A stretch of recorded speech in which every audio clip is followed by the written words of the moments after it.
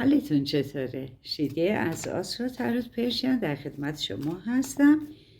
میخوام از تاروت سوال کنم علت این که در مسائل کاری شغلتون و همینطور اگر سرمایه گذاری کردین جایی پیشرفت نمیشه، چه مشکلاتی وجود داره برای این مقوله کار، حرفه و سرمایه گذاری شما. دوربین رو میبرم این طرف که شما بتونید کارتا رو ببینید، یا مثل این که از همینجا هم مشخصه. خب از همینجا میگیرم براتون.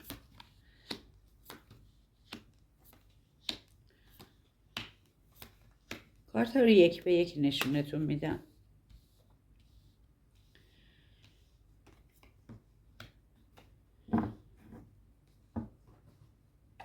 خب ببینین این کارت، شما خیلی سریع ذوق زده شدین از پیشرفتی که به دست آوردین تو کارتون، تو حرفتون. شروع کردین به اینکه موفقیت هاتون رو جار زدن گفتن و اینکه تونستین یه شغل فوق‌العاده و یا در زمینه سرمایه گذاری اگر بودین یه پیشرفت فوق‌العاده داشته باشین. در نتیجه برای شما زدن، یعنی افرادی پیدا شدن که جلوی این پیشرفت شما رو گرفتن، حالا یا از نظر متافیزیک یا از نظر کارهایی که همکارا و رقباتون.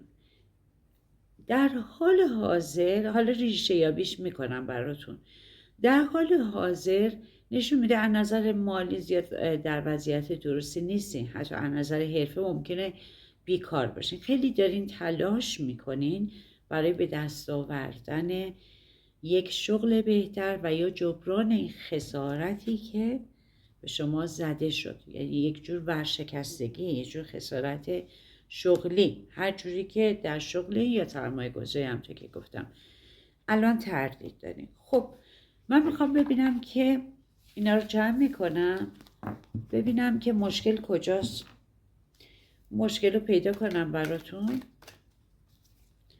و چطور میشه حلش کرد.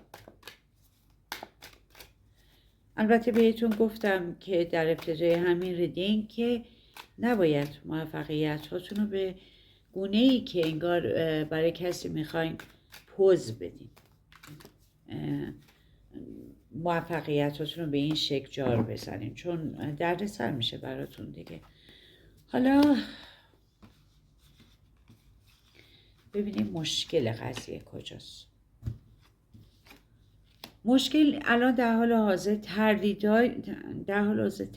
دارین، اینکه پیشرفت کارتون و حرفتون هم نمیکنه. یه علت دیگه‌اش اینه که همیشه تردید دارین، یعنی از عدم اعتماد به نفس شما سرچشمه میگیره، انگار که تعلل بکنین تو کاراتون، برای همین پیشرفت نمیکنین، یا اینکه یک موفقیت به دست میارین و دست میکشین، بنابراین این مسئله براتون پیش میاد.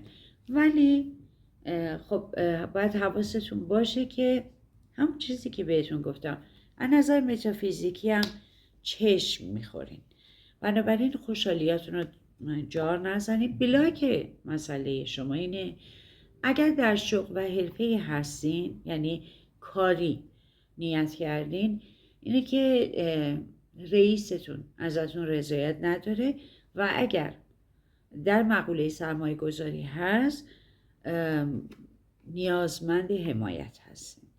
باید یک کسی از شما حمایت بکنه تا این چالش شما برطرف بشه. در پناه خداوند باشین.